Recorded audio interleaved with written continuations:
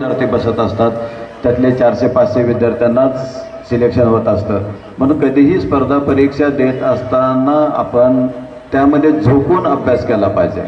त्याची पूर्वतयारी म्हणजे तुमच्या आता ह्या 1ली ते 9वी इयत्तापर्यंतच्या विविध परीक्षा होत असतात त्याची पूर्वतयारी होत असते.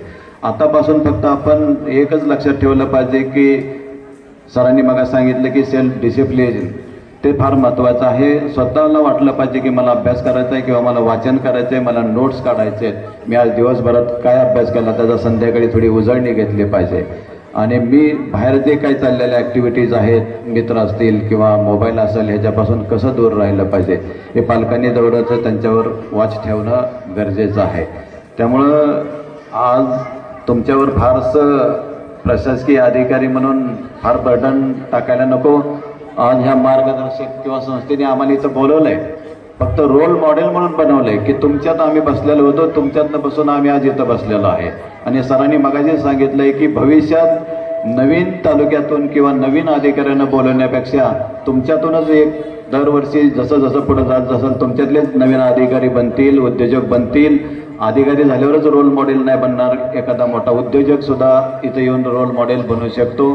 त्यामुळं तुम्ही सर्वांनी व्यवस्थित अभ्यास केला, व्यवस्थित आपला फोकस ठेवला. नेहमी अधिकाऱ्यांनी किंवा स्पर्धा परीक्षा देत असताना प्लॅन बी सुद्धा तयार ठेवला पाहिजे.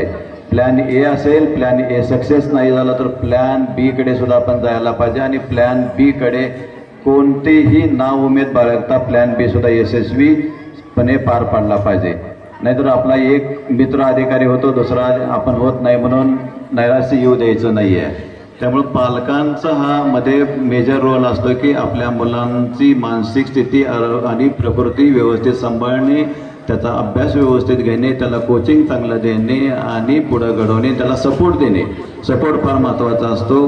तुम्ही पाहिला असेल आता ऑलिम्पिकमध्ये परवा एका कुस्तीपट्टूला 100 ग्रॅममुळे त्याचं मेडल गेलेलं होतं म्हणजे, आणि त्या सपोर्ट टीमवर काही ताशेरे ओढले गेले होते. तर आपण कुटुंब म्हणून आपली जबाबदारी आहे की आपल्या पल्ल्याकडे चांगल्या पद्धतीनं त्याचा अभ्यास, त्याचं आरोग्य, त्याची मानसिक स्थिती ठेवणे, चांगल्या ठिकाणी ॲडमिशन घेणे आणि चांगल्या स्पर्धा परीक्षेत ए किंवा बी प्लॅनमध्ये आपण त्याची तयारी करून घेणे.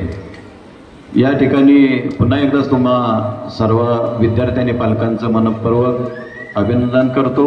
या प्रसन्न फाउंडेशननी मला या ठिकाणी बोलवलं, माझा मान सन्मान केला, मला बोलण्याची संधी दिली, त्याबद्दल मी प्रसन्न फाउंडेशनचे नवनाथ सर, लिगाडे सर यांचा मनापासून आभार मानतो.